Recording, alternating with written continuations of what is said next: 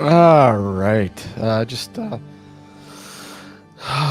rare Sunday afternoon coming on here, and I was just fidgeting around doing some editing. Oh wow, some good music. Um, I figured I'd pop in here and oh, thanks, Dan. This is just on the cuff, sort of. Oh my god, I did a pretty good job shaving. Holy crap, a lot better than I thought. Hey Sab, how are you? You guys are more than welcome to join me if you want. This is just completely open and just sort of just shoot the shit sort of thing and previewing tonight's show, which is at 9 o'clock. There you go in chat.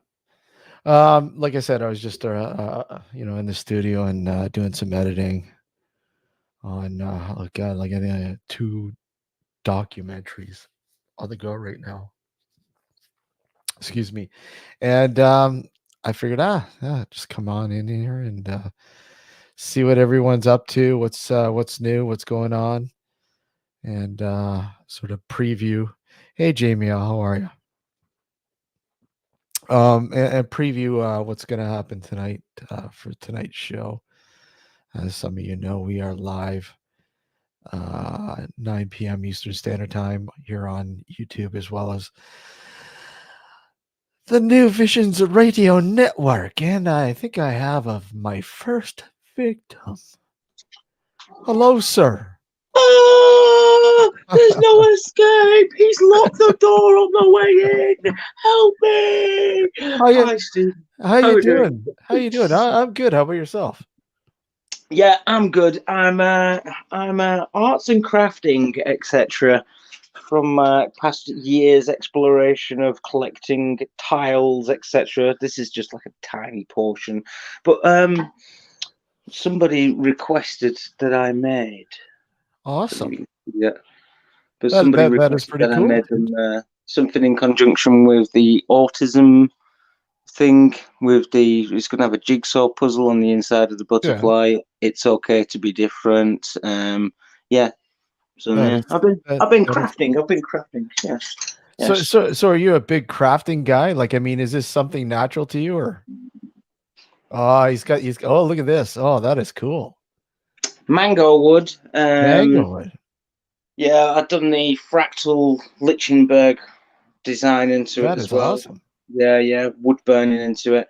It gives it a nice fractal burn. And then I've epoxy resined the interior of that, sanded it all back today, and beeswaxed the finish as well. It smells beautiful. It Got does. that, It that really. beeswax. Oh Yeah, it's got yeah. that smell to it. Like, yeah. So It, I just finished that one today. I also finished this one today as well. Like, oh, that is cool. That is awesome, man. all That epoxied that in and whatnot as well, all different colours and that. So, and that's for that's all beeswaxed as well. That's bamboo, that one. so And that, do you mostly work with wood, or is it just any kind of material? Like, what do you mostly work? um, well, as it happens, my my other project that I am doing Uh-huh. is, let me just step out into the garden here, because this is probably going to blow your mind as well. But I do, look, I've got a big garden. I've got a nice workshop. No, I also work Holy, with plastic, like, yeah, like the drainage pipes, etc., that go underground, for yeah, like soil or water, storm drain, sort of like. yeah. As you can see, I get them, cut them into a shape. I get the jigsaw onto them or the Dremel tool, and I put like lots of my designs onto them. That's awesome. Really rich. Put That like is lots of cool. my designs into it, and then I put a light unit on the inside, Yeah. and fix that in the base. Yeah, and I Big do all base, that oh, sort yeah. of stuff. As you can see here, what I'm doing. That's I got the fiberglass and the resin on the go. Like, yeah, I'm building a proper little sidecar. Multifaceted. I'm That building a is little cool. sidecar trailer thing for my little one to go into with this BMX Oh, that that's neat. I'm yeah, with the with like a Segway, a Oh hoverboard. yeah. I'm gonna have that, so it's like electric, and it's so yeah. I do a lot of things like, yeah. I do That's awesome, man. mechanics, carpentry, woodwork, metal. Yeah, I do a bit of everything, Steve. Yeah, I do a bit of everything. Like, yeah. I noticed that it's the back in the garden there. It's actually you don't have any snow or anything. Oh no! It's warming up here now. Yeah, is it warming up? It's no snow. No. It's warming up here now. It's supposed to warm up here next week, but we're getting snow right now. It sucks. Not a lot, but it just sucks. Which part of Canada are you in? Canada? You are in I'm Canada, aren't you? Yeah, Yeah. yeah, What? just outside of Toronto. Oh right. Yeah. Yeah. I've got a friend who's in Quebec. Quebec. Quebec, yeah. Yeah. Yeah. Sorry, the cold just got me. Yeah. About nice 5-hour drive. Oh, is it? Oh, that's a. Oh well, yeah. It's a That's a nice good drive though. couple. Once you're outside of Toronto. Maybe 400-500 miles. Yeah, no, Yeah, that's roughly. yeah. So that's pretty cool, man. That's some nice work there, man. Thank you, Really, thank really. you. Yeah, I take requests as well. So if you want, I might. If you've got no joke, this as well. I'm being serious here as well, Yeah, Steve. But absolutely. if you email me, I'll send you my email addresses. You know Yeah, what I mean? dude. Or if you go to my about page, I'm on. It's on there like, as well. But Yeah.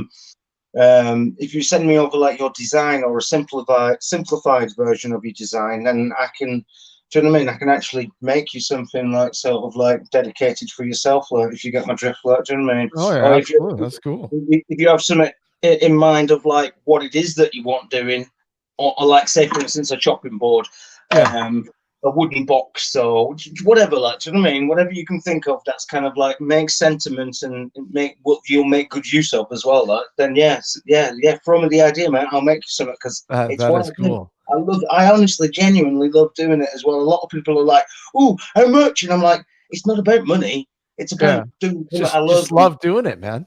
Yeah, I love working with wood. I mean, I work with wood. I've made furniture, all sorts of stuff. I love it, but it's never about money. I mean, like if somebody asks me to put something together for them, and they want to pay me, that's fine. I have no well, issues with that. But I don't do it to make money. Yeah, yeah, that is yeah, awesome. Hey, yeah, Rick, how are you? Hey, number one fan, thanks for joining us. Yeah, that's neat. And you know what? I might have to take you up on that offer. yeah, That yeah, yeah. I like that. So that's a chopping board, eh? That one that you're working on now. That the mango wood one's a serving board. A serving board, okay. Yeah, the heart one, the bamboo one, that's a chopping board. So I've made it so you can have it just like the design on the lower side on the deck while you do chop chop chop on that side.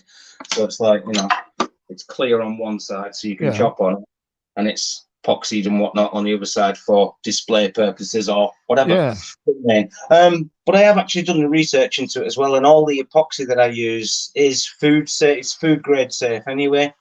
Do you know what yeah. I mean? So yeah, But it's you said you're yeah, using yeah. beeswax too, right? Oh yeah, yeah. The bees, yeah, yeah. I literally have like blocks of beeswax, and I give it a good, and then I get the good old rag and rub it in, Rub it in, and yeah. then and then I get the power lighter, and I literally like heat the wood up as well, so it melts it, and then give it another good rub, and yeah, yeah. It's a process, and it's So let me ask you, what do you use to burn the wood with? What do you actually a torch? oh, to do the design. Yeah, yeah, Oh, well, yeah. now, It. um, this is a little art form that Oh, I stumbled across a couple of years. Well, I'll say a couple. It's about 5 or 6 years ago. I started doing this, and it's taken a short while to actually get the grip. So it's its own art form. It's its own unique. Do you know what I mean? yeah, Skill. And yeah. like everything, it takes time to learn a proper skill and to explore its boundaries, etc. Like so, that's what I've been doing for the past 5 years. This past Nice. year, I've set up the business doing it. What I get is an old microwave Hmm. transformer. So your microwave Yeah, that you got in your yeah. kitchen, your old one. Yeah, I'll take the transformer out of that, Okay. uh, and you can do two, but I just use the one, and then I house it in a box, and I do show it on when I did a live last week, and I do show it, and I house it in a box, and what I do basically is I take the arc, so I get two jump leads that come from the transformer, and I use the arc to actually burn through the wood. I wet Ooh, the wood. I yeah. add carbon no, bicarbonate of soda. Don't know why I lost that word then. I hate it when that happens. Literally, just stop and think. Then bicarbonate of soda, and that gives it electrolytes, so the art can go real quick. Yeah, Oh, yeah. it gives it the electrolyte solution basically, and then that just like kind of fizzles, and then it burns, and it fractals, and it goes off, and you Gives it can't a really. nice design. Yeah, and it gives Yeah, it. It's every piece is unique, so yeah. That is neat, man. That's really cool. That's really cool. Yeah, I'm not as intricate as that with my working, but holy crap, that I like that. That's really nice, Sab. just patience and doing. Like I said, it's just doing it. You know what I mean? They've taken me, they've taken me almost a week to do properly. Like, you know what I mean? But that's tinkering away. I mean, do the housework. I do everything else as well. My workshop. I'm building this, and I'm doing. You've just seen. I've got Yeah, like yeah, yeah, I've got yeah. like 6 different things all going on at once. Like. That is cool though, man. Yeah, that's really nice. That's and you heard him, guys. He's taking requests there, right? Yeah, You want something like that board is nice. I like that. The design on it is really, really cool. yeah, yeah, Uh, yeah. Yeah, few people do it, but I haven't. Here's the thing. I haven't heard of many people actually doing it as a business. In fact, I actually no. re- I actually registered my business with Yeah. with the government, Okay. etc. Yeah. All legit, above board, self-employed, got my own business, registered, everything. I'm literally, genuinely the only person in England Oh, wow. registered registered as a person doing this as a business. Now, I know obviously other people will be doing it as a hobby and they'll probably etc. But nobody else. I am genuinely on record the first person to register this as a business. So how many people now are going to come out of the no pun intended woodwork to give you some competition? But that is really neat though, man. I like that. Like I said, that like you said, it takes a lot of patience. Yeah, bring the competition. You should see some.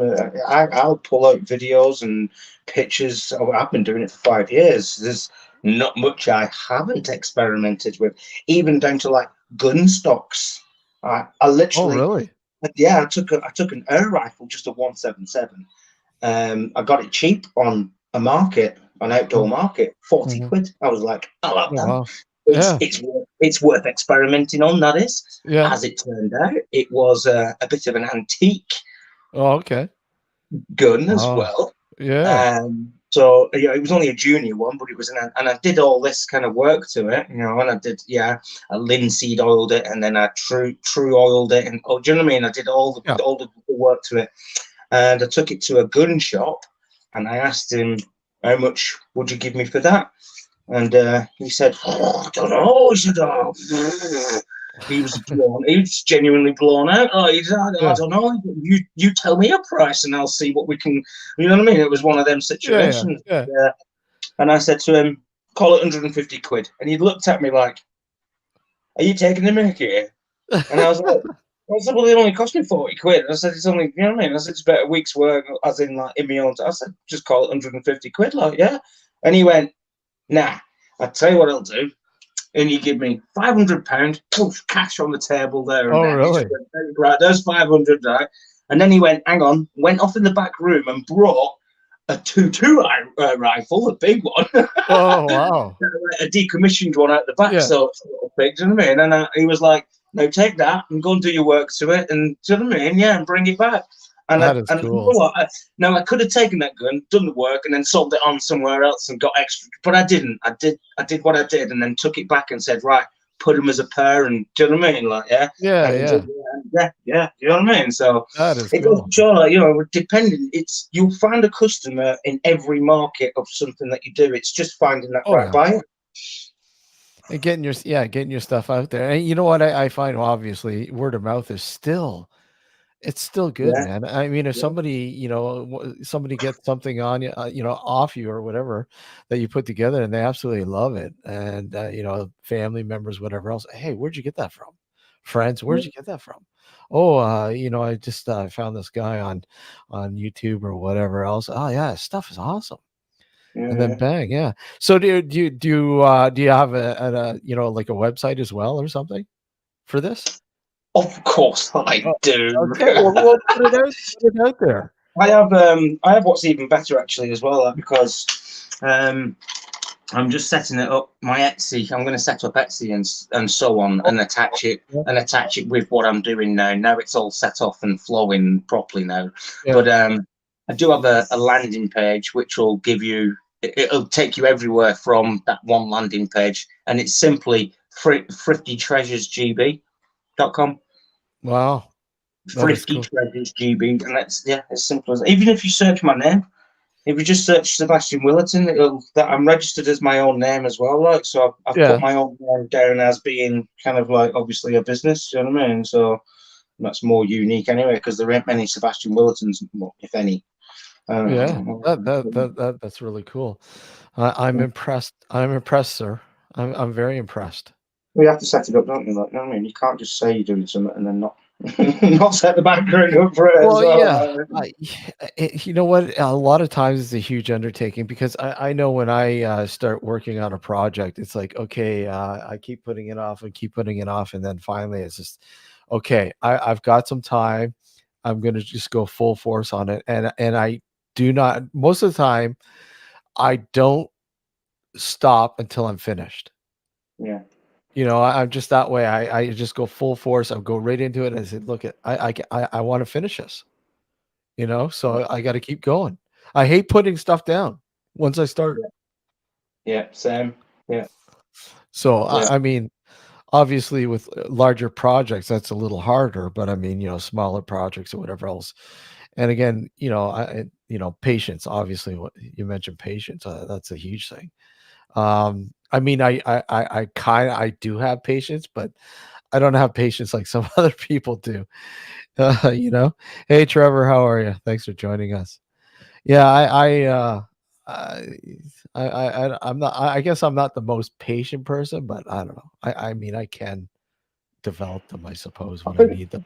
I think patience comes in different forms as well, actually, because you'll find some people can be very patient with people, Yeah, but they'll be really non-patient at, let's say, doing a jigsaw puzzle, doing some ickly pickly. Do you know what I mean? It's small taking a little. time to put the pieces together. You get me? Like, but yeah, Yeah, yeah, yeah. And then obviously you'll find vice versa elsewhere. Do you know what I mean? I think there's like, yeah, when I think there's many forms of like patience and how people can. So I think everybody's got it, but it's just like which form and how you use it is like kind of probably a good factor to think in as well. Though. yeah. That's very true. I'm just gonna put the. And I guess you suppose you got some people who just don't have any patience at all. Yeah. uh, yeah. It. Once again, the panel's open. I mean, this is just like a easy flow conversation sort of thing. And if you want to join us, by all means, the link's in the chat there. So Ooh, join where us. where is Punches? I know Punches. Yeah, he said he's Oh making a yeah, coffee. He's gonna probably join us in a bit. Punches and Um, I've been Punches and I've been chatting recently about making starting like a little commune and yeah, doing YouTube videos on off-grid living and all that sort of stuff. yeah. That okay. So that's interesting. What brought that on? Well, A commune. well, it's something I've been thinking about because as it happens, yeah, I do a lot of off-grid sort of stuff and living in that solar panels, hydro generators, ram pump systems, reed beds. I do it all. I went out to France and bought a couple of acres of land and I had a little cottage on and I lived off-grid completely, no water, gas or electric. For about 4 months I did that. Loved it. Yeah, And then I had to come back for my daughter who'd been kicked out of her mum's house, so I had to give it up. But yeah, I wanted to set up like little communes. Do you know what I mean? Little yeah, places for people to learn these essential skills and traits and stuff that we seem to be losing through our generations. Do you know what I mean? We seem to like nettle soup. If I mention nettle soup to any of the kids nowadays, they look at me with complete disgust. But you mention it to one of our grandparents or one of, you know what I mean? Even our parents, like, to be honest with you, and they'd be like, well, yeah, that was common like back in the day because, you know what I mean? Yeah, it's full of nutrition, it's really good for you, and you know what I mean? If you make it right, it tastes really good. But kids nowadays, even ask them where food comes from, and they're like, supermarket, as you do, Walmart. wow. Do you know what I mean? Yeah, it's like, Yeah, that's yeah. Living commune living though. That I remember watching this movie. God, from the 70s. What was the name? It was called Rip Off, and it was about these high school kids. Well, not kids, but we'll just say kids, whatever. These high school folks, if you will. And it's their last year of high school, and they're all gonna, the following year, they're all gonna separate and go to college or university or whatever else. And they decided, for the summer, they're going to get together and start a commune in the middle of nowhere. And of course, it's a huge undertaking. It's really not a small feat, and they found that out the hard way. So the commune idea didn't last very long. It lasted for maybe a day or two, and then they're like, we don't have any food, we don't have any shelter. all Yeah, this you other gotta. stuff is like, you got to plan this stuff. It takes time to Yeah, you plan. plan out everything and prepare for it, and it's not just like kind of setting up somewhere and moving in straight away because you're not going to grow anything in time to make anything a meal from. Do you know what I mean? It takes months to grow something. I know. Yeah. I've got an Yeah. allotment. Do you know what I mean? Yeah. And I know what this is. You have to like.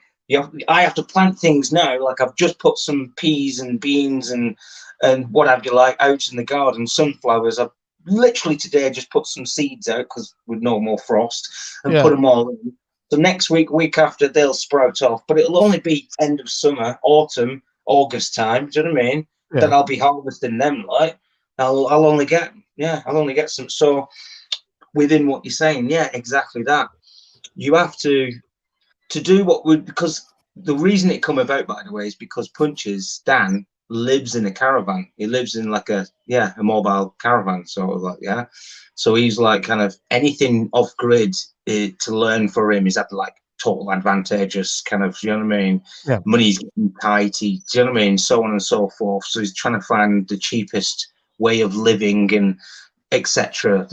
within what he's doing, like And within his it's means. it's tough. It's tough. Like, I mean, and people who do it, who achieve it, even they have a hard time to Yeah, like maintain it in this day and age. yeah. It's they don't make it easy for you anymore. I No, you mean, don't. I shouldn't say they don't make it easy for you. It's easier than it was before. I mean, there are stuff out there, equipment, things that you can sort of that make it easier for you now. But I mean, some of these people that you're attached to when it comes to like electricity, yeah, money and everything else, I mean, it's expensive. And if you can do it, hey, that's awesome. All the off grid stuff, the solar panel stuff, and all it's expensive to buy as well. It Like, is. and Yeah. it only lasts so long, and someone. So by the time you've invested and put all the time and effort in, do you know what I mean? Sometimes it doesn't seem worth it. Like, do you know what I mean? But if you do it right, though, it depends how you do it. Like, so.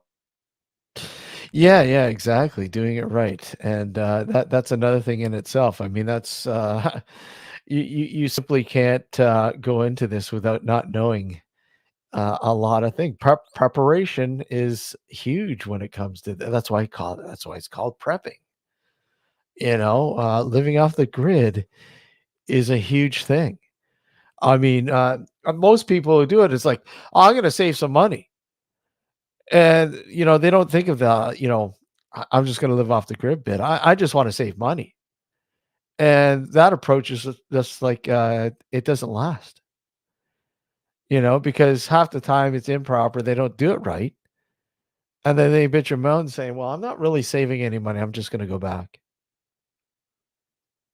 And then I know there's some people who have gone off the grid and they're still getting electricity bills, completely. It's the weirdest thing. It's just really weird. I don't know.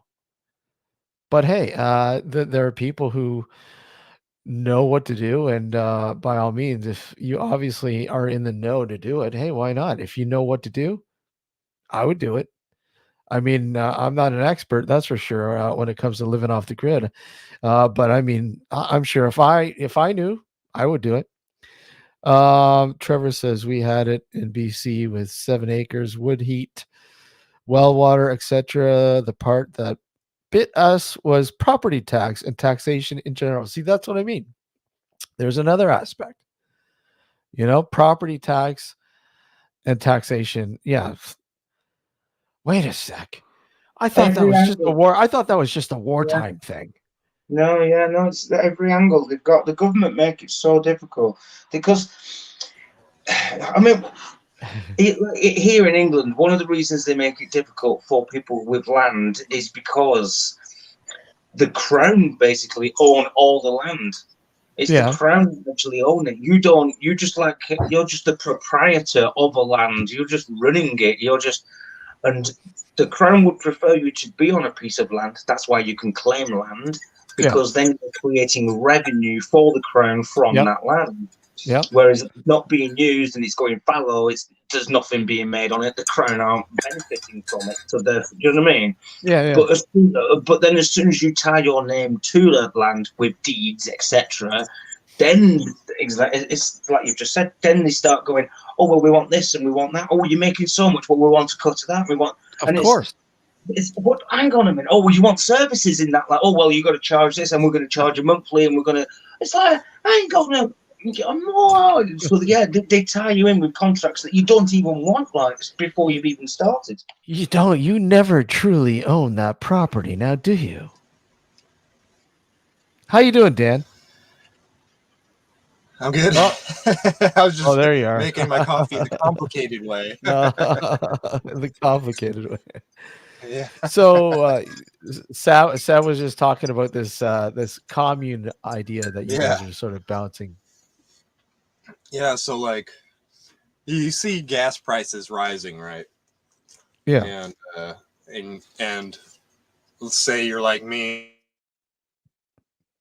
and you drive an old vehicle that's carbureted and fairly large displacement, right? Like I have a 5-liter engine in my truck and it's carbureted, and gas has just hit about $4 a gallon, which is was $2.50. It was $2.50 like basically when the pandemic started. And you're in Texas, right? Yeah. But Texas is usually a little cheaper when it comes to gas. It is, and it still is cheaper. Yeah. It is like in California, it's like almost $8 a gallon, right? So I'm starting to think, like, with all this gas prices rising, right? What's the solution that doesn't include just spending all of your money on gas? You know? And eventually, like, is it gonna be like Mad Max, where people are just gonna be fucking rolling around trying to steal your gas? You know, like, punching holes in your gas tank and stuff in your car, and or siphoning it, and it's like it gets to that point where people become desperate. You know, especially people that don't have the money to do anything. When they start getting desperate, they're going to start resorting to these methods of survival. Anyway, that kind of started lighting the fire under my ass, so to speak, to like figure out a solution to my needs of having gas, my generator and stuff in case something happens. I got the trailer so I could go anywhere, right? I could go anywhere and still have everything I need. It's like a cabin on wheels, basically. That's my, I could park it in the woods and I can go out and get supplies and hoard them, you know? And that's another thing. It just kills me what people hoard. Some of the most pointless things they hoard. Toilet roll was a big. Oh well, yeah, toilet. Why? Like when I mean hoard things, I don't really necessarily mean like. I know what you're saying. I had to throw that in there. I can stack things, like I can go out around and collect materials and stash them, right? And like, so I can build a cabin or something, so I can like live comfortably, but not permanently in a place, right? Somewhere I can leave. And build other places and other forests. like here we have national forest area and we have national parks, right? In a national forest, you can build a non-permanent structure legally. Sorry, my cat is just being annoying. Hey, crazy John. You can build non-permanent structures in the national forest, and they have to be non-permanent. Yeah. Or if you park your caravan in the forest, you have to move it every 14 days, at least 100 feet. Like if they have a forestry ranger or something comes out and finds you, they'll take pictures and stuff from the air, from like helicopters and stuff. Wow. It's just amazing. And what harm is there? Honestly, what harm? It's just ridiculous. It's just like the settlers in the old days when they came through here and they just started popping up settlements wherever they really felt like the good spot to put a settlement was, right?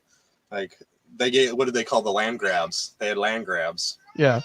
Where they had like people go out and they put flags, and the flag was basically a marker for the center of a property, and then you could keep however much property you could ride around on a horse in 24 hours was your land grab, right? You could claim it. And that's a lot. That's a lot of land, you know. Think about that in 24 hours riding around in a circle. Well, yeah. Everything you rode around is yours. Of course, you have to pay you taxes go back and all to, that. Obviously, yeah, taxes. You know, you watch a show like something like Yellowstone. I don't know if anyone's watched that, but I mean, talking about like protecting and wanting to keep your land and what they will do to break it down and take it from you.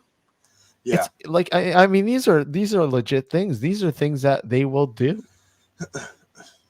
You know, it's just amazing. Yeah.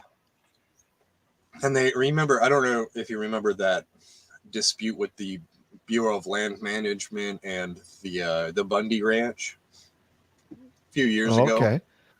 There was like a big dispute with the Bundy Ranch, and there was a bunch of people that, you know, showed up to this place and were occupying this land, and they ended up like shooting and killing this guy.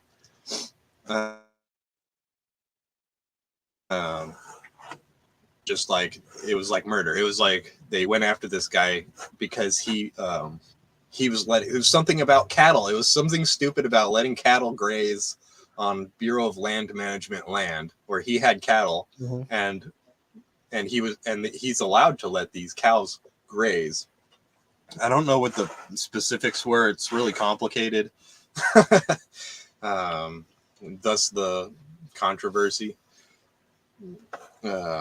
Hey, Sunshine, how are you? Yeah, it's. But yeah, I mean, they'll they don't like you having freedom. They don't like you having to be self-sufficient. They don't want you to be self-sufficient, because if people are all self-sufficient, what control do they have over you? You know, they don't want you to have anything like that. They want to be able to pull your strings. Yeah, because next you'll be making your own laws, and next you'll be making your own fiat currency and stuff like that, and you'll be bartering, and you won't use the dollar. And you'll have more support than they do, and then you'll be able to say, you know what, this is our country. Get the fuck out. All you losers that have been taken over, evil bastards. At least you guys have a currency that's stronger than ours. Yeah, I don't know how long that's going to last. Like, yeah, well, I don't know. It seems right now, if you have paper money, then change it for something like commodities, like something like the gold, silver. You can trade for because nobody's going to give a shit about money. It's going to be worth paper, right? Do you know what? Gold won't. You can't eat gold, right? You know, you just touched on something, Dan, that has been pickling my mind, and I needed to get off my chest for the past couple of days now. You see a dollar note, a dollar bill, a pound note, a note of currency, right? It's got a serial number on the note. Every note has its own serial number that identifies that note. Yeah. Now think about this. If the government really wanted to change all money digital, they could say, bring your coins in and trade them in for notes, and then each note you can put the serial number into the online digital currency platform, therefore rendering said piece of paper useless now, because that money has now been loaded up to the digital, and that'll be like kind of, that's the only way that you can spend this money out, is to actually put the code in, the reference number for that note. Yeah. And then I've been thinking about that. Wouldn't that be too Yeah. easy for them? Wouldn't that be really too easy for them to do as well when you think about that sort of like situation? When you think about moving digital from like, you know, physical money, paper and coins, wow, it's like that's a bit scary actually. Yeah. The physical aspect. They're even talking about in Canada giving you taking away your right to like basically digitizing the banks, right? And giving the banks or the government control over your ability to spend money on certain items. Like if they don't want you to buy X, right, thing, you can't buy X thing. They don't allow it. It won't even work. Well, I know they've tried a variation of that before, and it was laughed out of Parliament. Socialized social score stuff. And Yeah, I mean, I'll be honest, and that's a liberal sort of device, one of the many that liberals. I'm not going to get too political about it because I just whatever, but it's ridiculous to think that you should or have the ability to have that kind of control. And I mean, don't get me wrong, it's a government. They can do whatever they want, obviously. But I mean, does that make it right? No. I mean, I make my money. I make my own money. I earn my own money, whatever else. I mean, what gives them the right to allow or not allow me to buy certain items? And I get it. Okay, maybe like there's some sort of restriction or supply issue or some, and when I hear supply issue, I hear, in quotations, I mean, just how much of a supply issue is there, yeah, with certain things? with all this stuff, because people are taking sides and everything on this crap, Yeah. the political world. It's ridiculous. And, China and Russia are saying that they're going to stop exporting things like grain and rice to the West. Oh, and God. when they're like 90% of the supply of the world, like we grow a lot of grain here in the United States as well. Yeah, They do in Canada as well. but yeah, well, we do, but I mean, enough. I mean, look at we had issues with because I mean we were one of the largest wheat producers. But I mean, all it takes is drought, and we're screwed. Because I mean, there was one year, I think it was like a couple years ago. We had a late season, or because of rain, or sort of the weather was horrible or something. I can't remember. And we had to actually import some from some wheat from Russia to fulfill the quotas. And I mean, it's like, what? Yeah. Russian wheat? What the hell? I've never heard of that before. Oh my God, colluding with the enemy. Yeah. They have, they do produce a lot of wheat. They do. Yeah. Because I mean, people are going to feel it when they stop exporting. It's not going to be a supply. It's not going to be like a supply line issue or something. It's just that. But they're not exporting. Right? What I'm hearing, I think so that's going to be. Going on with it's going to really hurt. Oh, it will. It definitely will. Definitely will. But this whole Russian sort of Ukraine stance, and I what I heard, and I'm not going to get too much into it. Well, continue on with what we're talking about, but I'm hearing that maybe Putin is ill, and there's issues with him, and this is why he's. I mean, I'm hearing whispers of that. I mean, have you guys heard any of that shit? Yeah, I have. Something, he had eye cancer a year ago. Oh, okay. Yeah, he had eye cancer, and some people think that like something like happened where it got into his brain, and he has a limited time to like secure his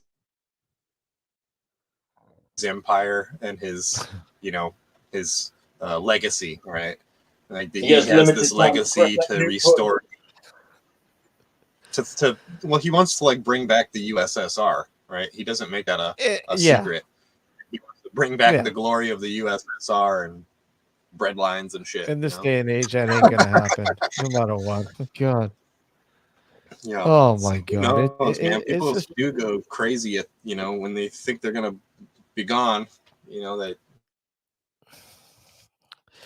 What are they gonna do? They might be thinking, well, if I'm gonna go, I'm gonna bring everybody with me. Well, that's the thing, maybe is cancer of the brain, whatever. But I mean, trigger finger, we're in shit, regardless. Yeah. And he is a killer. He is a killer. He was KGB. I mean, there's no bones about it. He wasn't just absolutely. KGB. He was right. And we're not talking just one place or another here as well. If he ends up pressing that big red button, it's the whole planet is kind of. Yeah. Oh, I know. Yeah, absolutely. I mean, look at. I look at on both sides. I look at the propaganda on both sides, and it's just, it makes it really hard to weed your way through, and regardless of whatever fucking propaganda is out there, what's going on, it's fucking real, and it's bullshit. Yeah. It's just like, really, do we need to do this? Do we need to go through this? And we don't, no matter what. Yeah. Who cares what side you're on? Do we really need this? No. It's whatever. I'm not going to get into it. Yeah. Well, I agree. Yeah. Yeah. But it's always going to be just innocent people stuck in the middle of fucking psychopaths in control of people who are compliant. Exactly. Yeah. Absolutely. Yeah. Absolutely. I mean, even those people in Russia, poor people just want to get out. They just want to live quiet lives. They just want to be normal existence, right? They don't give a shit about territories or who's. Yeah, but no, you're right. I'm sick of this. We should set up a fisticuff boxing fight for the world leaders. So Putin wants to take on fucking Ukrainian, like go and get in a fucking ring and have it out like real men. Like, you know what I mean? Don't be getting men to go and be doing your spy work and stuff. Like, no, get in the ring, man. Simon says Putin will take Europe unless right, like that. You know how they used to, like back in like the old like thousands of years ago, armies used to meet each other, pick a champion, and then the champions would fight each other. Right? They'd have a champion from each army, and they're like, all right, if your champion wins, you win the war. Right? Yeah. It's and it was to save casualties or lives on both sides. Right? What pisses me off though the most? Pisses me off the most? It's like, for the first time in 2 fucking years, the restrictions are easing. They're going. We don't have to deal so much with COVID. I mean, obviously it's there, whatever. But I mean, people are easing up. They want to travel. They want to sort of a sense of normality again. And this shit fucking starts. Is it coincidence? No. It's a planned operation. It's a planned operation. Did we fuck them over with the vaccines or something? I mean, honestly. Yeah. Seriously, makes you wonder what the fear. Exactly, Rick. Getting everybody all feared up, right?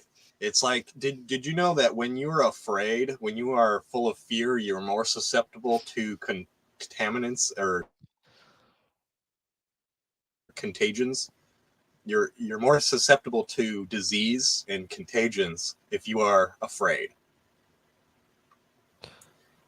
Right? Is that something to do with the state, the frame of mind, or your like body your immune reacting system, to it? Yeah, your immune system gets weaker when you are afraid. Yeah, Simon, I was just being a little facetious there when I said that. So it makes you wonder, like, is this all this fear mongering they're trying to get you thinking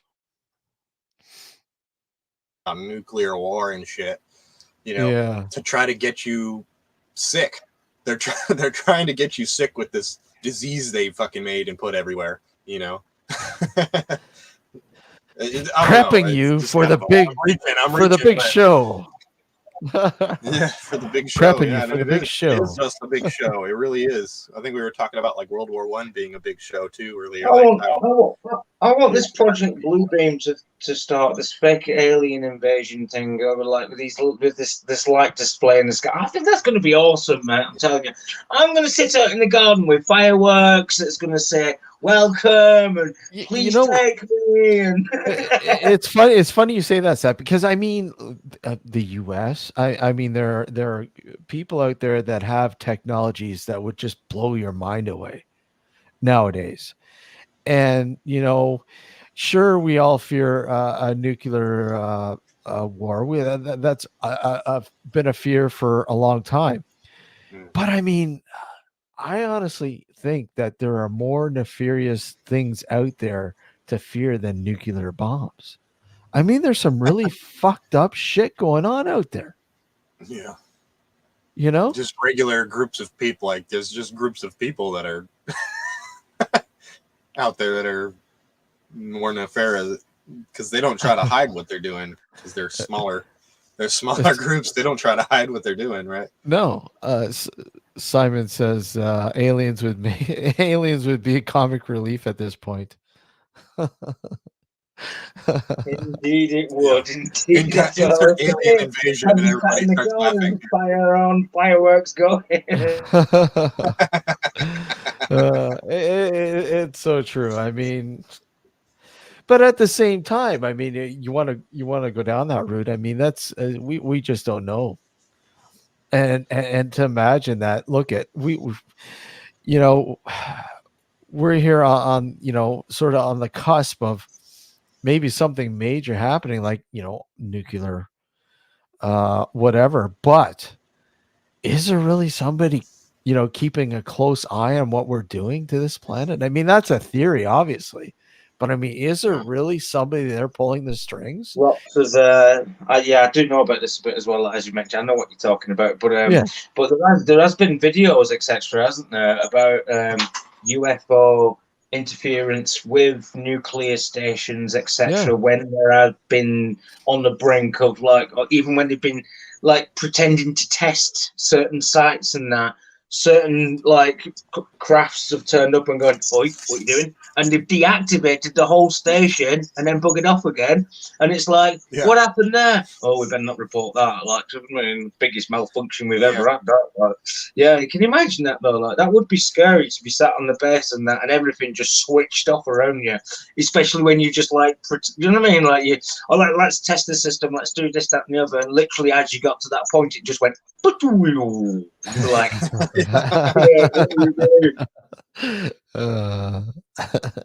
Especially since those systems they have redundant backups on backups for these systems, right? They're not just one. They're just not just one system. It's like a stack of systems that make it redundant, so you can't just take out half of it and it won't work. Like, you have to take out all of it. And these things, like you were saying, like where these spacecraft supposedly that soldiers on the base saw pull up above these bases that had nuclear weapons in them, and then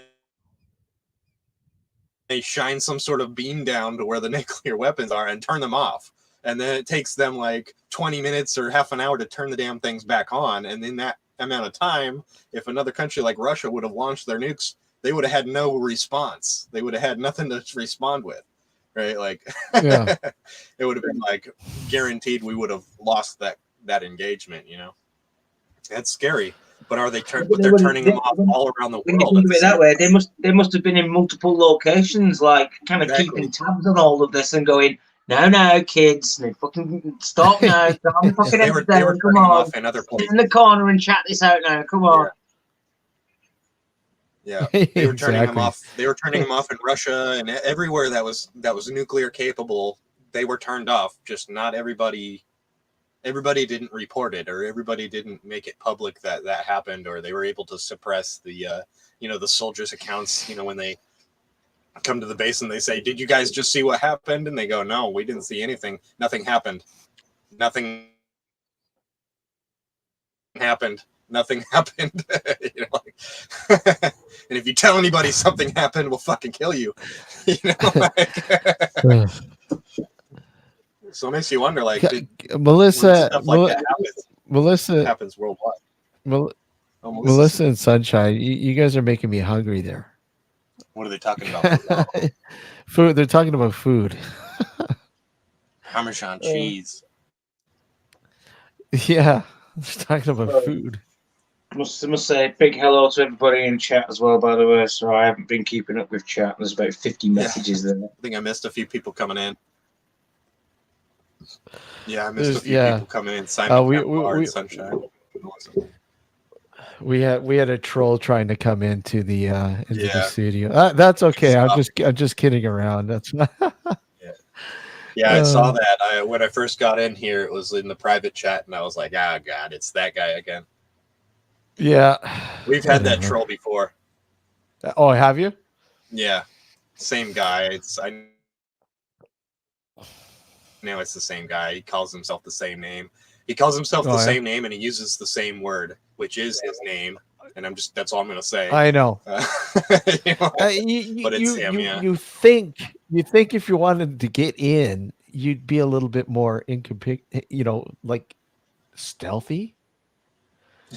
Like seriously. Inconspicuous. Yeah. Yeah. Oh, man. If you wanted to troll, you'd kind of hide. You'd hide under a few layers of Hey Daniel, how disguise, are you? And then reveal yourself once you're public. Yeah, exactly. That's ridiculous. That requires way too many brain cells. I know. So tonight on the show, I'll ask you guys. We're going to talk about deja vu. We're going to talk about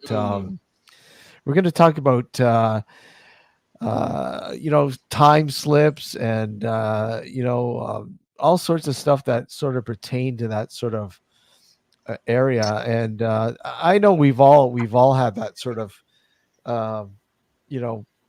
I guess event or moment where we remember some sort of weird deja vu sort of, wait a second, I've been through this before. Like I've had deja vu in my life several times where it's like it like hits you suddenly and you go, holy shit, this is deja vu. Like you just realize it right then, like I've done this before, or something just like right now hit me, and and I've done this before. I've had genuine deja vu from dreams, as in like I've dreamt a situation's going to happen, and not only that, but a couple of times I've actually told somebody about this mad dream that I've had, and then a few months later we've been in said situation, and I'm like, see, I told you, and I bet that car's going to come down, and lo and behold, that car's come down, and he looked at me and gone, "Now, what the hey?" I think there's a difference between having dreams and having visions, right? Like a vision, like when you have a vision, it's like it's real. It's like it's real, and it's gonna happen almost like. Whereas a dream can just be like you're there and you're just experiencing all this craziness. But a vision is like very specific, and it seems real, and you remember it. Like a lot of times you remember it. It's good to write down your dreams because you never know if they're really actually a vision, right? Dream journal. Visions, journal. Right? Yeah. Like they say, like young men have dreams and old men have visions. Right. Is Alex? Oh, there he is. Hey, Alex. Alex is in chat, my co-host. Hey, Alex. Birthday boy.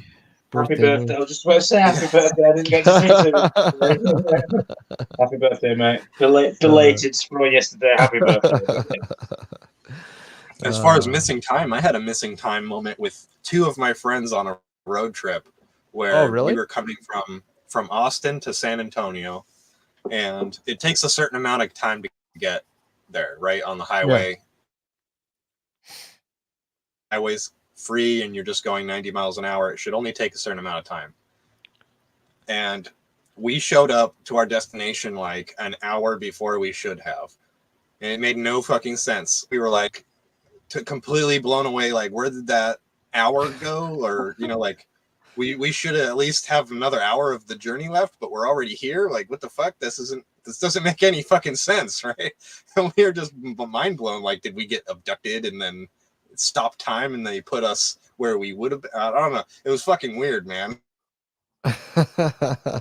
the time super slowly or some shit.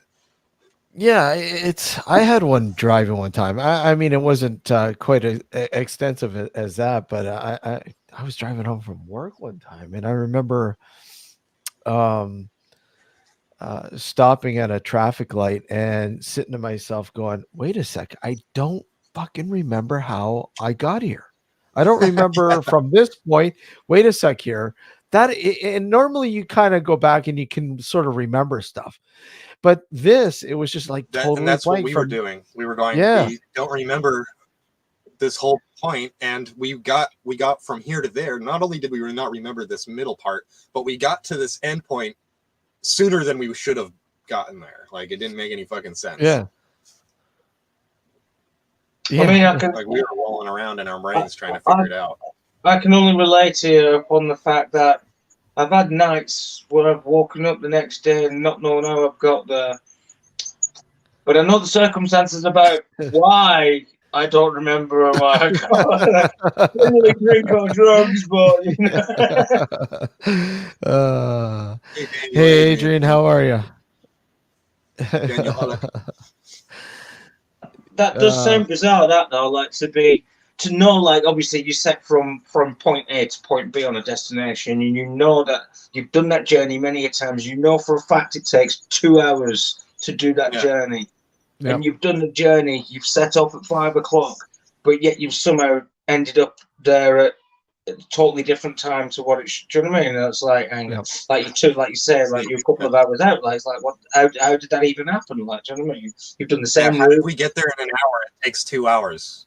How did we get there in an hour? Yeah. It didn't fucking make any sense, and we didn't remember this whole like stretch of highway that we would have taken to get there. Like, it was like we suddenly jumped from one spot to another. It's fucking weird, man. Yeah, you knew a shortcut. There you go. Okay, solved. There you go. Mystery solved. We were just really high. I don't know. Maybe we were just really high and fucking like noted the time wrong or something when we left. I don't know. Yeah, it's that's like, I guess there's explanations to how it could happen. Like, maybe we were just high because we were smoking weed. You know, there's a condition, and it's really weird because I've never heard of this condition before until my father had a bout with it, and it's just short-lived. And they say it happens to men, mostly men in their 50s, and basically it plays out like a person might have had like a minor stroke. And what happens is the person who's affected will have a sort of like a portion of the last 5 minutes that they remember, and they repeat it over and over and over, and they can't remember past that sort of slot of what happened within that like 10 minutes or whatever. So they would like say, for instance, yeah, and it's really, I think it's called global something. I can't remember the exact name, but it eventually just goes away. I mean, it's a temporary thing, but you kind of think, oh, somebody had a stroke or something, because what the fuck, that's weird. But I mean, you kind of think that maybe some medical sort of weirdness, because I mean, there's all sorts of them that we just like. You could pull this terminology out of your hat and go, "What? I've never heard of that before." You hear about it all the time, right? And then all of a sudden it becomes a norm because you know about it. It is now in your consciousness that you know about this condition, that maybe that condition plays into some of these sort of time slips or, I don't know. But I mean, dreams are a whole different ballgame, you know? Have you ever heard of I, the experiment where they taught monkeys how to do a certain experiment? They taught monkeys, like they taught a small amount of monkeys in a controlled environment that they don't have any access to other like wild monkeys. Monkeys in a laboratory basically, or a controlled setting like a zoo. And they teach the monkeys how to get like into a box with it has a complicated way of doing it, right? And then they put the same experiment in the wild with the monkeys in the wild to figure out. They teach the monkeys in captivity how to open this box. Like they teach them a skill that only these monkeys in captivity know. And as soon as they teach the monkeys in captivity, the monkeys in the wild figure it out. Box. So they have some sort of, like almost like they have some sort of connected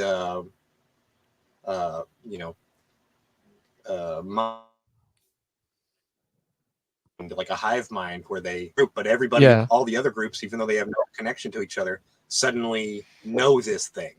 Doesn't that tie into the theory of like quantum entanglement, sort of? Oh yes. Yeah, it's really strange. Like we're basically we are all basically connected via the ether on a quantum entangled kind of system. Which makes sense if you look at things that are invented by human beings, like the telescope was invented in two opposite sides of the planet at the exact same time, with no communication with each other. They weren't talking to each other. They were just had the idea at the same time. Well, I think something on the other side of the scope too is you look at, I think this was brought up by a few people. You look at cave paintings and how all of a sudden they disappeared like 10,000 years ago, all at once. Yeah. No rhyme or reason to it. They just disappeared. They'd been going on for thousands of years, and then all of a sudden, bang. And that's we have no use for things like Göbekli Tepe and these. Yeah, because somebody came along with like somebody came along like this, and they walked past the cave, and they were like, "Hi, you need a paintbrush? I've got a paintbrush, mate."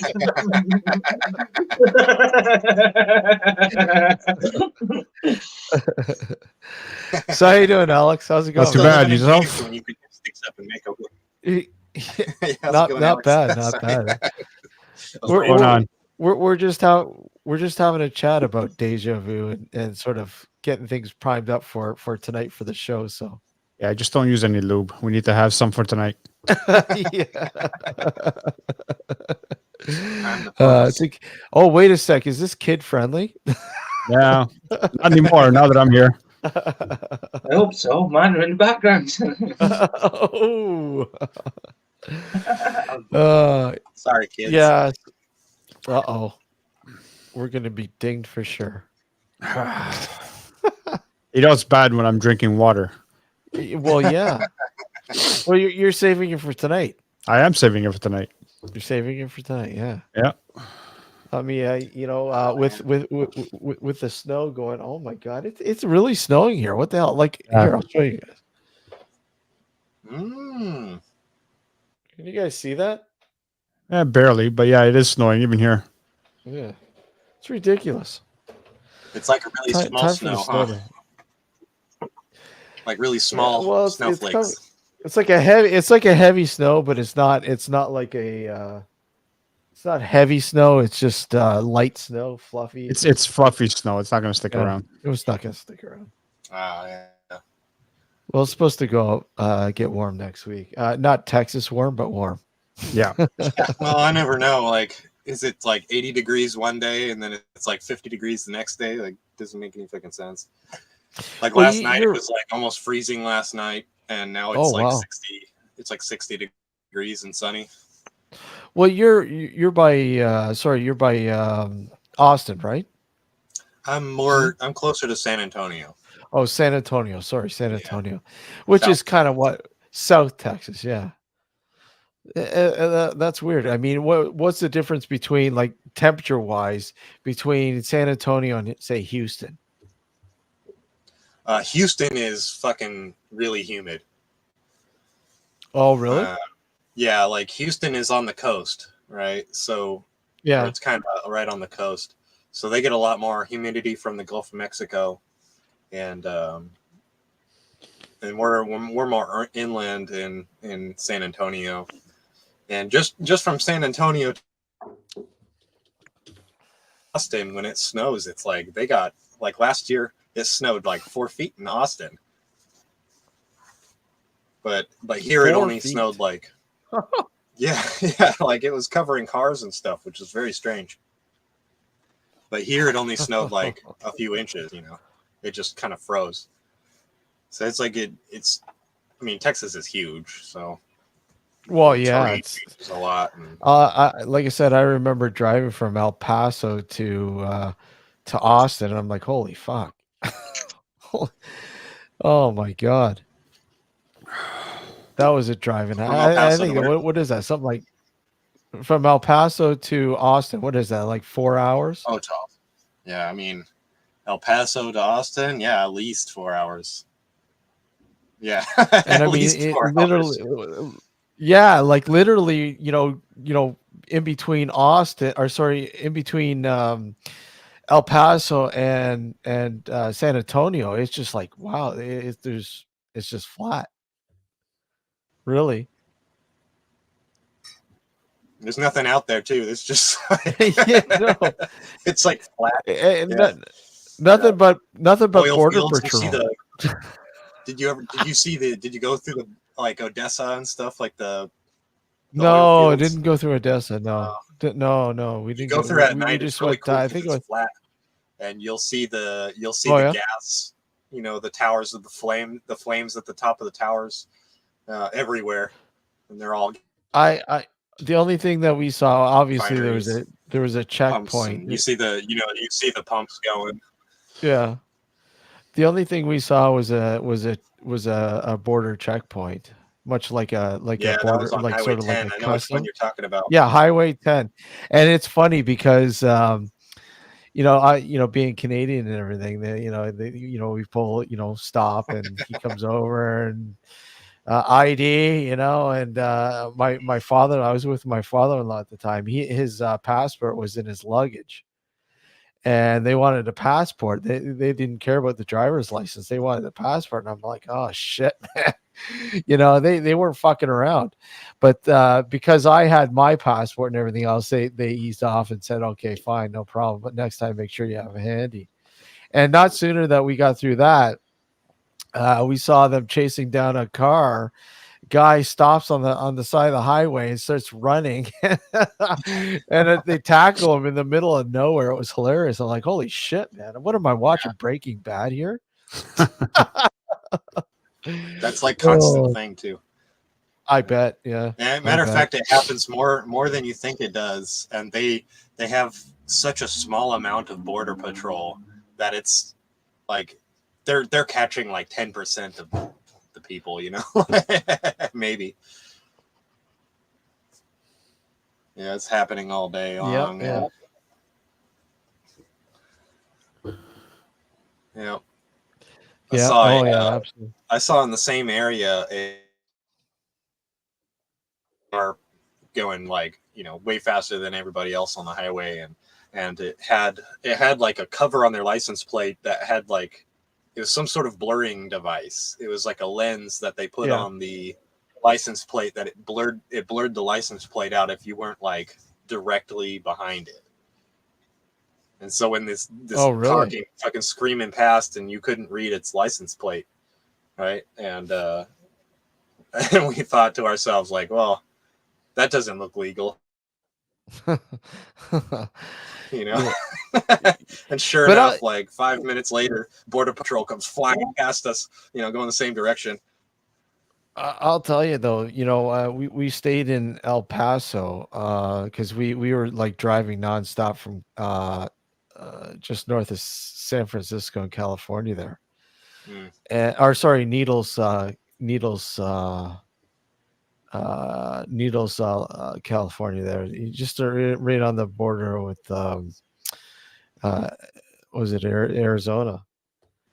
And Nevada, talk or about what do you or sorry, oh, no, you is it Salt Nevada? Lake, Lake Tahoe, and yeah. My geography is fucking. I'm all confused. No, it's right along the Colorado River there. Yeah. And anyways, from there to El Paso, it was a few hours. It was pretty much, I think we got into El Paso. It was like about 9:30, 10 o'clock somewhere. And we said, okay, we're just going to hunker down for the night, grab a cheap hotel. And because we were ultimately going to Austin and staying in Austin for a few days. Did you go through Phoenix, Arizona, and we went through Phoenix. But this is because we stopped in Needles. Yes, Needles, California. So okay. it's right on the border of. I think it's. Oh my god! I got to take a look here. It's gonna bug me now. I'm almost certain it's. Hold on.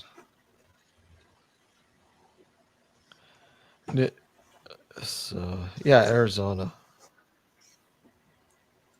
Hold on. Yeah, Nevada, I think, is the one that.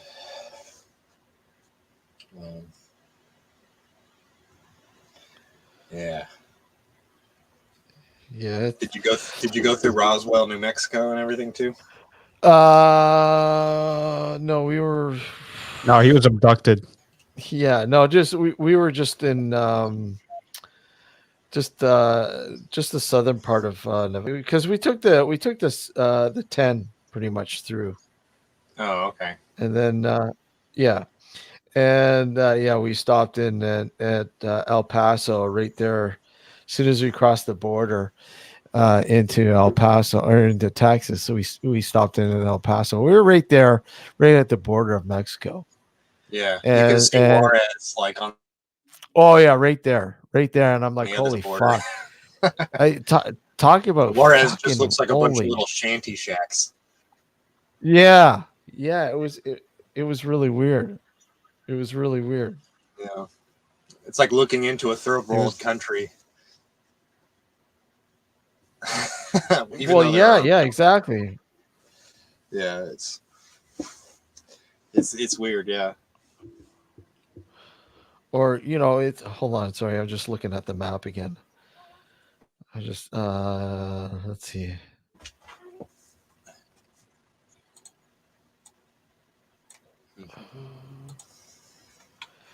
Yeah, it's right there in California. Right there, California. But anyways, it was definitely an eye opener. I'll tell you that. Man, did you guys go through Marfa in Texas? No, we didn't go through Marfa. You got to go through Marfa, dude, because there's these things called the Marfa lights. You might have heard of the Marfa lights. They're like these amber lights that show up in the middle of the fucking desert, like off the highway, and there's nothing out there. There's no roads that you should be able to see vehicles on. They're not headlights, right? And you see these lights that are like close to the ground, and they're like big orange orbs, right? Out in the distance, and there's nothing out there. Yeah, oh, that's weird. I've never heard of that before. Like we've had incidents of Marfa lights, yeah, and it's almost like people go out there every day. Yeah. That is cool. Marfa. Yeah. That is cool. I have to look at that. Yeah, that's neat. Sighting area, and they think that could be aliens or something. Not really sure what it is. But people see lights out there, and there ain't nothing out there. It's just desert, basically. There's no roads. Well, I had an incident, and Alex did too. Like I said, and talking about orange orbs. I had an incident where I saw a few of them, But that's weird. I'll have to look into that. That I've never heard of check that out before. Marfa lights, man. People, there's a lot of paranormal and UFO investigator type people that go out and get video pictures of these things, and it's like there ain't nothing fucking out there. Why am I photographing this shit? It makes no sense. There's nothing out there. Like they can even point the camera at the same place during the day and like show you on Google Maps there's nothing, absolutely nothing out there. And they're showing you things out there that look like they're almost on the ground. They almost look like they're on the ground. Sometimes they kind of are higher up. Yeah, it's weird. That is weird. I'm gonna have to look into it. Just looking at it now. I'm looking at this. This is one of the explanations that they gave. Obviously, it's one of many, probably. Scientific research suggests that most, if not all, are atmospheric reflections of automobile headlights and campfires. Yeah, right. A lot of camping. A lot of camping going on there. We're talking like a campfire that glows like a welding light, like a dark light or something like really bright. And hey, maybe they're using some really powerful. And they don't like accelerants, atmospheric lensing and everything. How you can see something over the horizon through atmospheric lensing. It like curves the light over. I get that, but the fact that and that could bring it off the surface. It makes it look like things are floating because there's an atmospheric, like a mirage, what they call a mirage. Yeah. It makes things look like it's floating. And I get that, but it's like the brightness of these things just don't make sense. Because if it was a fire that far away where it was lensing through the atmosphere, why is it so big? Why is it so bright? Like that's a gigantic fire. Like that's a huge fire. And the lensing stuff kind of makes it dull, doesn't it? Well, it also makes it like flicker and warp and that's what. And it's not and the result of it would be less. Yeah, it'd be less intense, I would think. Anyway, if it is a question of lensing. Have a Google, see if they actually say it's swamp gas. That's an explanation. The swamp gas shit is an explanation for pretty much everything. Yeah, they say atmospheric reflection and swamp gas. Swamp. There ain't no swamps out there. It's a desert. Well, there you go. So not so much of that going on there. Yeah, but I've heard that explanation. What's out there that would be like interesting to any sort of extraterrestrials or something like? That all makes sense. Like, why are they out? Why would they be out there? Yeah. Well, you guys, I'm sure you've heard of the Skinwalker Ranch, right? Yeah. Yeah. That's a place I would love to go fucking visit. Yeah, like I've read the book a couple of times, and that's not it's an interesting. Either. That's a real. No, I know. Phenomenon. I've it's an intriguing place that definitely warrants. Well, I don't think you're able to even go there now, isn't it? Like sectioned off or like it's on a reservation. So I don't even know who owns it now. Indian reservation. It's an Indian reservation, and you actually have to get permission from the tribe to go out there. But that ranch itself isn't. At one point, it was owned by Bigelow. But I don't know who owns it now. I don't know if he still owns it now or if someone else owns it. It's weird about that Skinwalker stuff because if you just go randomly to people at their doors, like just random people living their lives out there, and you knock on the door and you ask them about Skinwalkers, they're scared. They don't want to talk about it because they know it's real. Yep. Right. They've seen shit themselves that they can't explain, but that's the explanation for it, right? Like dogs disappearing and turning into people and shit. I know I got the book somewhere. If I can get my bookshelves, I'm not going to look at it. It's going to take me forever to find it. But yeah, it was definitely an intriguing story. Yeah. I mean, I'm thinking you've read the book, right? read the book now. Okay. If you get a chance, pick up a copy of it. It's a pretty interesting read. I mean, it has a plethora of stuff from like paranormal stuff, like ghostly stuff. I mean, to also alien stuff, and even like there was one point when this is after Bob Bigelow bought the place and was trying to conduct a scientific investigation on there. He had some people in the field, and they saw something what looked like a fucking portal open up, right? And this is like in the middle of their field, right? And they see on the other side of the portal this sort of vehicle, like I don't know, it kind of looked like a spaceship, I guess. And I think that's where they were assuming things were coming through. You know what I mean? And it was just, it had a whole bunch of shit going on there. I actually I must have watched the documentary based on that book then, because I heard all that as well. Yeah. Like, it wasn't it wasn't just space. They were saying that there was portals opening and entities coming through as well. Yeah. Like not like a physical, but like a different type of entity was coming through. But then when they went to investigate, it had disappeared again, like, so to speak. Yeah. Like, so I did actually. Yeah, I know a little bit about that. Yeah. It's an interesting story. I've been wanting to get someone on the show to talk about this stuff, like one of the authors, but it's difficult to get in touch with them. But it'd be awesome. Oh shit! Sorry, I lagged there for a second. I was gonna say, like, I had a girlfriend when I was in high school, right, and she lived on an old farm, and they had a cornfield that they grew corn and stuff in, and they used to tell me about a light that would show up in the middle of their cornfield, a yellow light, and it would hover in the middle of the cornfield right above the corn, and how they didn't have anything out there like a light on a pole or anything like that. There was nothing that would be lighting up. And they told me about it. I didn't believe it until one night it was there, right? And we went out there to try to find it, and it was gone. There was nothing there.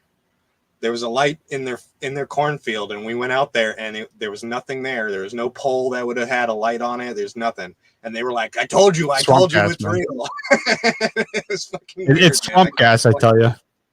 It was fucking corn gas or something. Yeah, corn gas is more like it. Yeah, corn swamp gas. Yeah, there you go. Yeah, there's some weird stuff that happens around, man. This is the thing with even with me personally, is like getting involved in this paranormal stuff. I mean, I don't necessarily believe that everybody who states they've had a paranormal experience is necessarily one. I mean, a lot of the stuff could be misinterpreted things, but there's definitely a lot of shit that goes on that, you know, I mean, even if let's say, for the sake of the argument, even if 5% of all the stories that have been told are legitimate, I think it warrants a very, very thorough investigation. Yeah, well, one thing that happened at that farm was that they had a barn, you know, like a old school, real, you know, a barn, and the owner, a long time ago, he hung himself in that barn, and the rope he hung himself with was still hanging in the barn. It was like they cut the noose and everything. The noose wasn't there, but it was the rope that the noose was on, where they cut it, was still there, right? And they used to kind of liken these like weird paranormal events that happened around that farm to that guy hanging himself in the barn and the rope still being there because it was never taken down or some shit. I don't know how, you know, I don't know if I can really make that connection, but I thought it was strange, you know, one of those strange coincidences that they would always I would reckon it more too. Yeah. Well, the fact that the person hung himself there was probably part of the reason why, if all of these happenings are legitimate, it would more likely be because he hung himself there. Not necessarily because of the rope, but because he took his own life there. And if you go based on the theory that, you know, people who commit suicide don't move on, or maybe they feel guilty and they don't want to, whatever the case may be. If you subscribe to that kind of theory, then, you know, that makes sense that it would have, you know, things would happen in that barn or in that farm just because of what happened. It was like he was trying to lead us to the middle of this cornfield for some reason, and it wasn't necessarily to see where the light was coming from. It was like he wanted us to be in that spot where that light was. Maybe he buried something out there. Maybe he had a secret or some shit that he couldn't let go. Like he was thinking about it when he died, and there's something out there that was, that was weighing on his conscience. And that's like the last thing he was thinking about when he died was this thing. And he's somehow tied. I don't know. Have they ever tried to go there and try to see if they can dig up something? No, that never occurred. So, yeah. I mean, I didn't even really think about it until now, I'm trying to connect what would be. No, it makes sense that actually, because I don't know if you I know you've heard this before, Dan. I don't know if Alex or Steve has heard this story before. I have actually got a video about it. I did make a little video about it to explain it in more detail. But when my mum passed away, before she passed away, she said that she would come and visit me in the next realm to prove to me that there was something after you pass away, so to speak. And she told me she just asked me to believe and keep an open mind. And I did. 2.5 years after she passed away, I had an experience. I saw an orb of light. Now, I was with somebody at the time that it happened, and they confirmed that it happened as well, so I wasn't just mad. And then they confirmed it 10 years later as well to say that happened. But it was only after my mum passed away, and then she said that she would prove to me. I mean, like you say, it's if you tie into that. I can't say that it was definitely my mum, whatever. Do you know what I mean? But I did have I did have that experience, and something genuinely did happen that day, and there was somebody else witness it, and they can still confirm it to this day as well that happened. Do you know what I mean? It's kind of bizarre, but yeah. So yeah, I definitely believe something paranormal is definitely out there, and like as we all know as well, we're made up of energy, and energy doesn't die. It doesn't. It can either dissipate or it. Do you know what I mean? It transfers into another. It just changes, yeah. Yeah, it transfers into another realm of like energy source. If you get my drift, like So, who's to say that them electrical, electrical impulses that we have in our brain when we die, that they don't transfer into something else as well? Like, do you know what I mean? The conscious itself is the brain, the head, everything about it. Like, you can touch upon many different subjects here about, like, from people having superhuman strength when they desperately need it to people being able to astral project. Do you know what I mean? Like, the mind and what it's capable of is so far out there, and we have very little understanding about it. Oh yeah, we don't. Yeah, we definitely don't understand it. Yeah, that we can't rule out that is a possibility. Like that paranormal. That, do you know what I mean? That it is a possibility. Like, so, yeah. In like reflection to everything from that, I mean, I would say it was my mum. I would like to believe, and I care to believe that my mum did as she said. And it took her 2.5 years to conjure up that energy from whichever way it was. I don't know. I'm just speculating. It's just my way of organizing it in my head. Do you know what I mean? Getting it in my head. But she spent 2.5 years collecting energy to give me that experience that day. That's the way I see it. Like, do you know what I mean? And now, when she's done that, I haven't had anything since.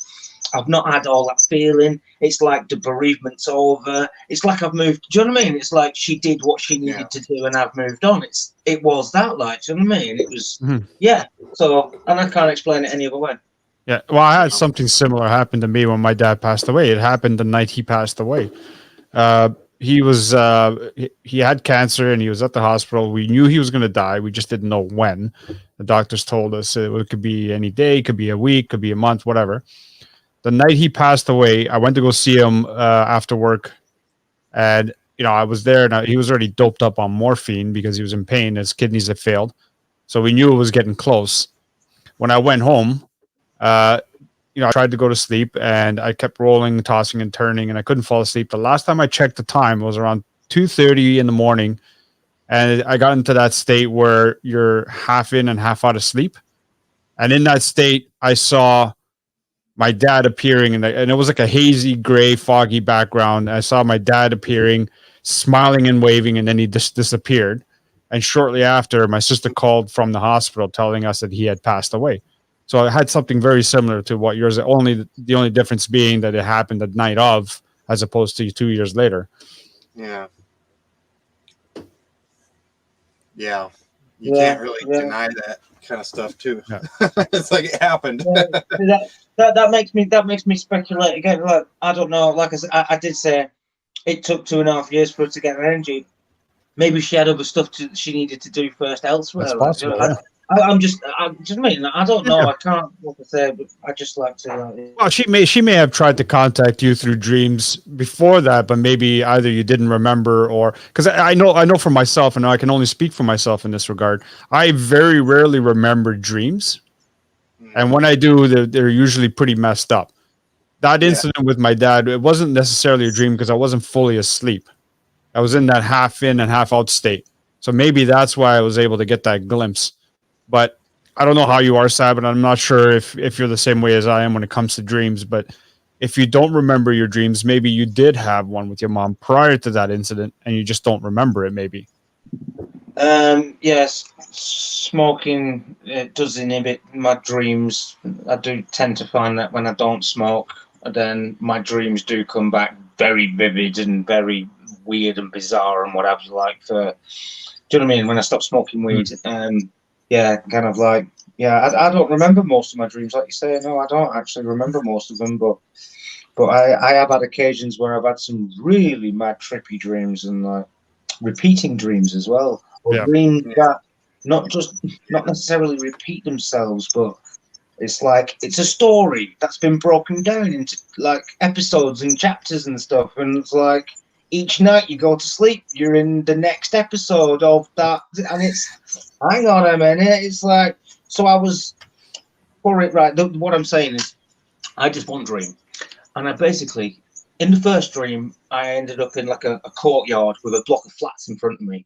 And in the next dream, I was at the front of this block of flats looking in through the windows. The next dream was in a door of one of the flats. The next dream was I was out the back at the swimming pool. And this kind of went on, so I went all the way around. I come to a little square building. When I came to this is really madness.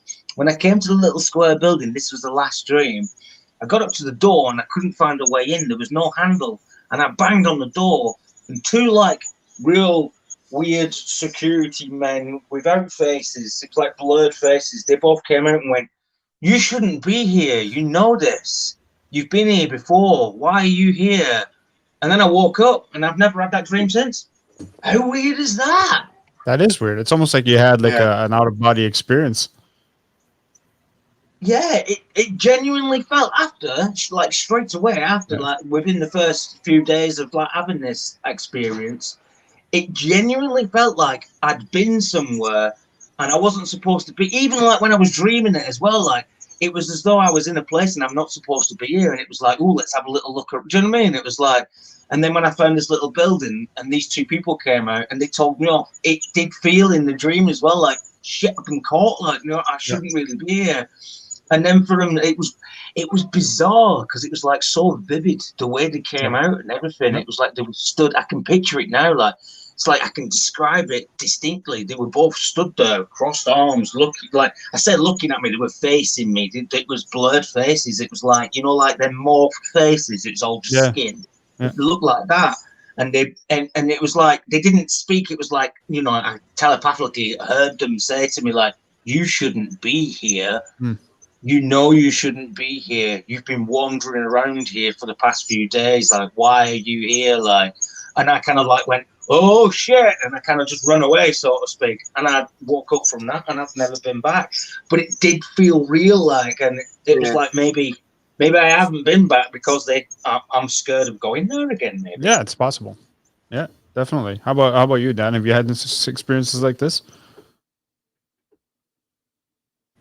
Not particularly like that. I've had reoccurring dreams. I can't really. I guess I can't really pick them out, like, because I don't really remember them. But I know that I've had dreams where it's like I've had them multiple times, but I don't remember them. You know how you just know you've had the dreams before. Yeah.